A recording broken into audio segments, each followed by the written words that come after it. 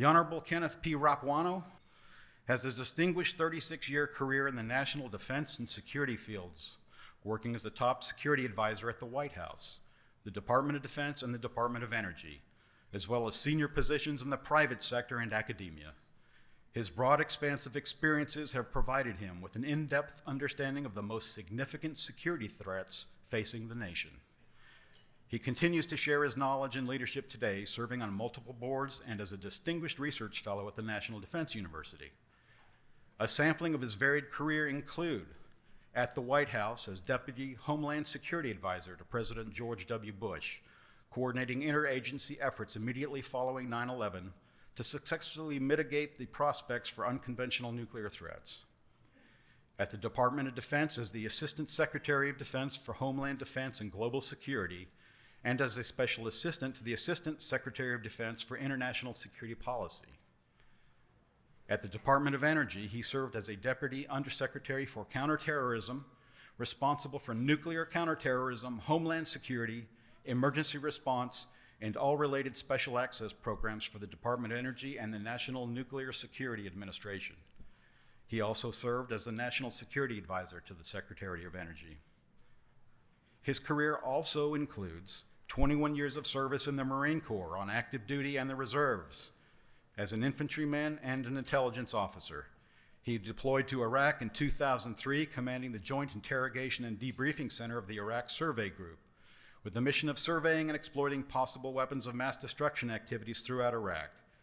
In 2006, he left his position as Deputy Homeland Security Advisor to President George W. Bush, volunteering for active duty deployment to Afghanistan. He deployed as a Marine Corps intelligence officer with the Joint Special Operations Task Force, establishing and directing a targeting fusion-centered tracking of high-value targets and insurgents. He's had a tremendously rich career and in service to our country at the highest levels. Ken holds a bachelor's degree from Middlebury College and a master's degree in National Security Studies from Georgetown University, and we are honored to have him with us tonight, and I am pleased to say that we are also honored that he is joined by Dixie, his wife of over 33 years. Ken.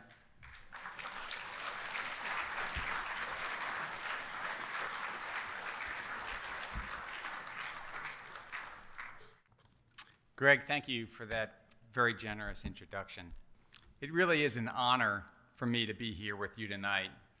I have profound admiration and appreciation for what the EOD Warrior Foundation does, which wouldn't be possible without the people in this room.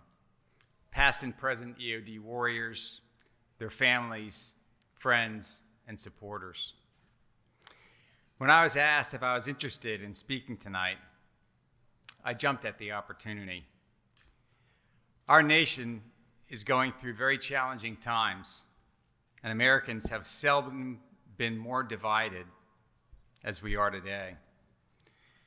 Not only about politics and policies, but about our core American values. Beyond our borders, the free world is facing a pivotal conflict between authoritarian ideology and democratic values. And frankly, the outcome is uncertain at this point. A recent analysis by Freedom House found that globally, over the last 16 years, authoritarianism has been gaining and democracy has been losing ground.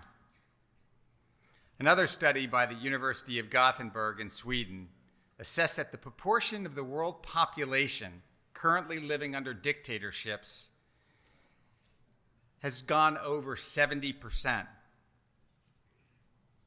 How many of us, when we take in the daily news about Ukraine, shudder at the depravity and brutality of the unprovoked Russian invasion, and marvel at the unity, patriotism, and sacrifice demonstrated by the Ukrainian people, willing to risk all in defense of their nation and their freedoms? It really makes one wonder how our society and people would respond under similar circumstances. A Quinnipiac poll in mid-March posed that very question, And just over half, 55% of Americans, said that they would stay and fight if Russia invaded. Not a comforting number. In the US, public trust in traditional journalism has declined significantly, and a growing majority of Americans are increasingly getting their news online, on apps, websites, social media, podcasts, often self-selecting the messages that agree with their points of view. So from my perspective, it's never been more important for each of us to take every opportunity to highlight the commitment and sacrifices of those Americans who have chosen to serve in the military and step toward danger, as they represent what is best about our nation and serve as an example for and a reminder to our fellow Americans that the freedoms we enjoy are not free, but are only possible through the risks taken and sacrifices made by those in the military who defend them. So I really welcome the opportunity to be here to share my thoughts. Serving in the Marine Corps as an infantry officer was my first real job. I learned some of the most important lessons in my life during this time and through the rest of my career in the reserves. One of the key lessons was that serving in the military is more than a job. It's a calling, a commitment. Outcomes matter, not just effort. Quitting is not an option. Integrity is non-negotiable. Taking responsibility for yourself and your people is essential, and ownership of your results is required.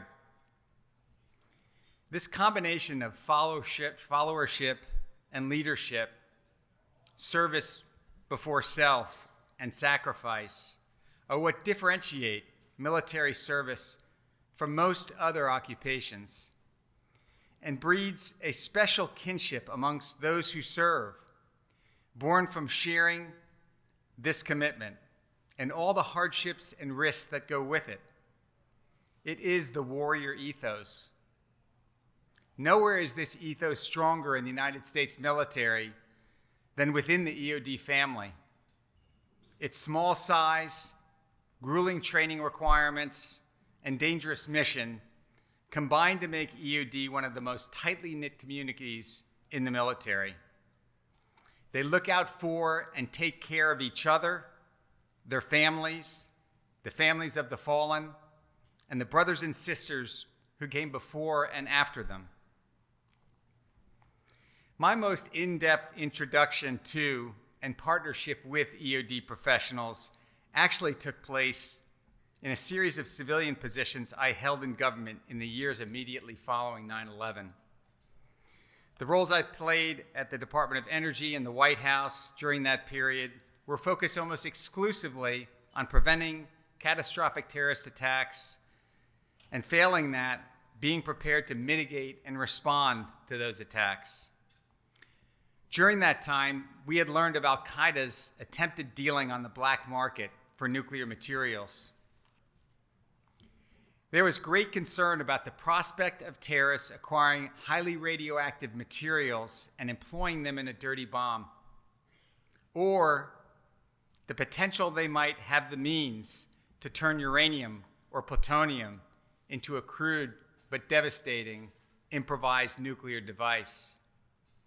As the intel community had concluded that making a crude nuclear bomb was within Al-Qaeda's capability, if they were able to acquire the materials.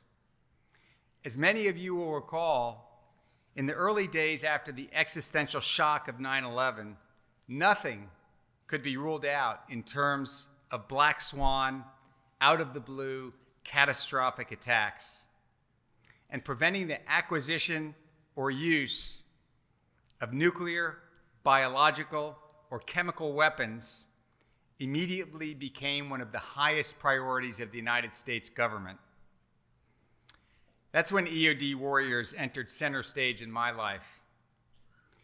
EOD techs became indispensable members of the multiple key teams engaged in developing and executing our whole-of-government approach to detecting, deterring, preventing, or mitigating the impacts of weapons of mass destruction that would have catastrophic effects on our nation and way of life. What impressed me the most about our EOD techs and why they played such a pivotal role was not only due to their unique expertise, but their ability to think critically and practically, to work through the many complex and dangerous challenges involved with these potentially existential threats.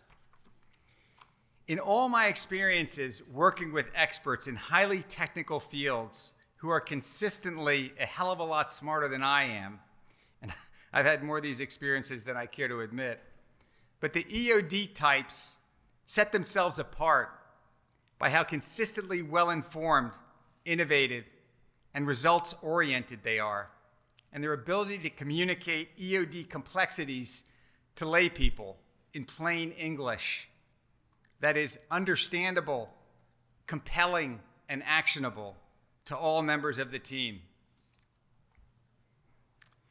My deployments to Iraq in 2003 and Afghanistan in 07-08 only served to further deepen my appreciation of their role protecting us from a threat that resulted in more American casualties over a decade and 2 wars than any other weapon.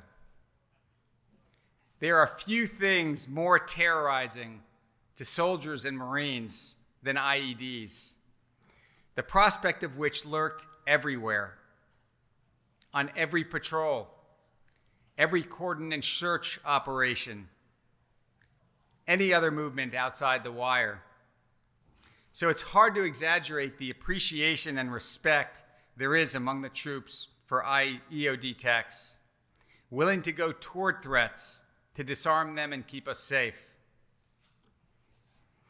That said, EOD does not get near the recognition or credit it deserves. Tonight we're here to celebrate them, and I'd like to highlight what is so unique about our EOD warriors. They get quickly to the point and don't mince words.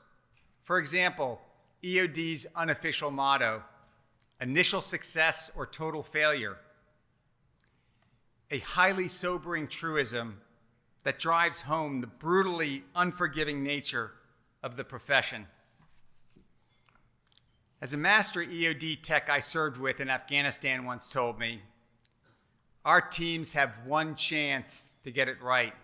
There are no do-overs in our business. So what does it take to do one of the U.S. military's most dangerous jobs? What is the makeup of the men and women who choose this perilous profession?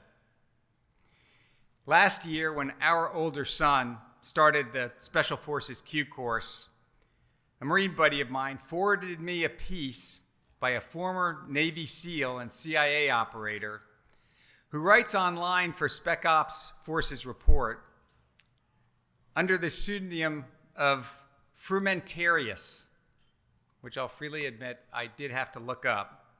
It's the name that is given to spies of the Roman Empire. He does one of the best jobs I've seen capturing the qualities of individuals who choose such dangerous and challenging types of work. And I'd like to share it with you, as I suspect it will strike a chord in this room filled with high achievers. Frumentarius boils down 5 key personality traits that make up the psyche of typical high-performing operators, which in my book clearly includes EOD warriors.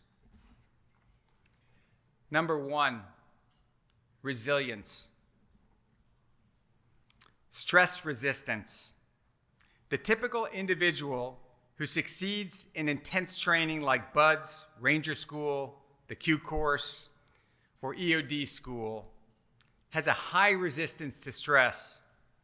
In fact, an individual who can make it through these gauntlets has an almost inhuman ability to absorb stressful situations and carry on through them while suppressing whatever other emotions interfere with its course. This can manifest itself in an often limited emotional range in everyday social interactions, but in combat conditions, it is ideal. Number 2, and you'll be familiar with this one, extreme competitiveness. Operators hate to lose at anything, in any circumstances, ever. For some reason, all of them see almost every event in life as a competition or something to be defeated. They approach severe training challenges the same way they approach tackling the Saturday morning garage cleanup or the friendly jog with a buddy. They might start these tasks thinking that they'll coast through and do enough to get the job done, but inevitably, pretty much all the time, they end up at a full sprint, giving it their all, trying to be honor graduate, and cleaning the wall so hard they scrape off the paint. They only know one speed, full throttle. If you're gonna do it better than anyone else. And by the way, despite all their protestations to the contrary, there is no such thing as a, quote, friendly race for these individuals. Number 3, self-reliance. Operators hate asking for help. They believe they should be able to do everything that anyone else can do, given time to figure out the task. Change out a toilet? No problem.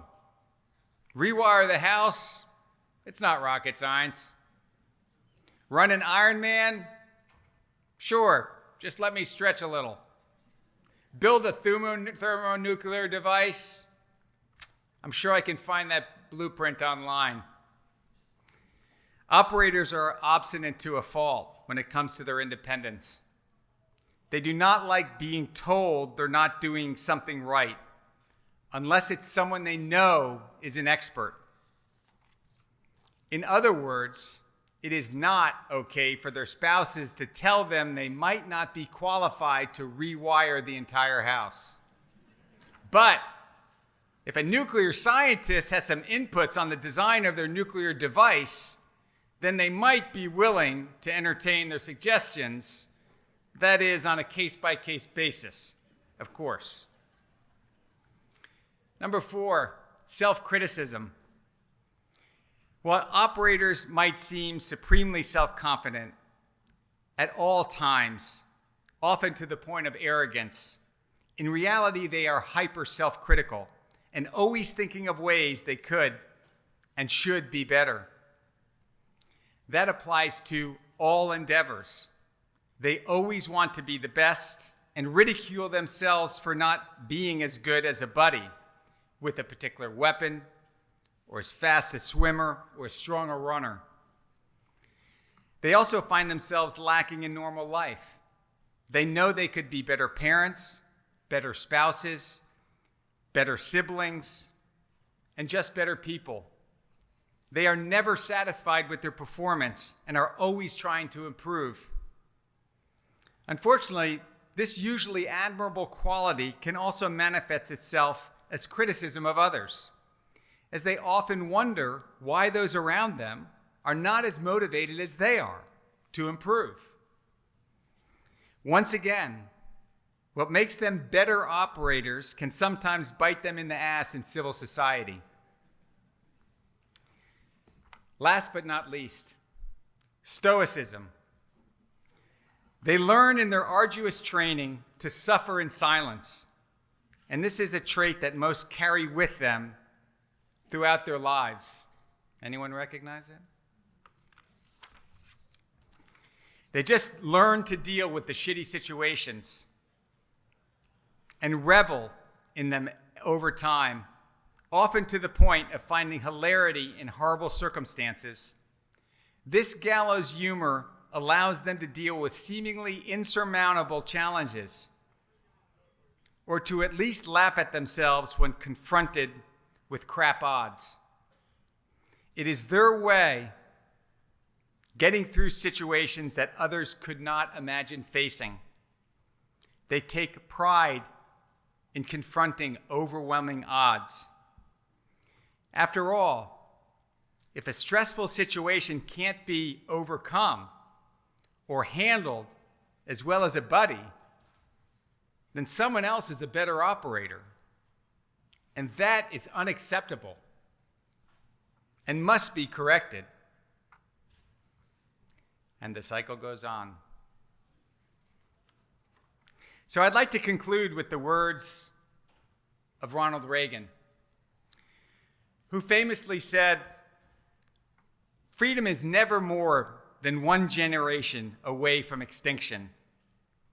We did not pass it to our children in their bloodstream. It must be fought for, protected, and handed on for them to do the same. Or one day, we will spend our sunset years telling our children and our children's children what it was once like to live in the United States when we were free." No one appreciates this more or sets a better example of what it takes to protect our freedoms than our EOD warriors, those currently serving, those who have served, and their families who have sacrificed with them.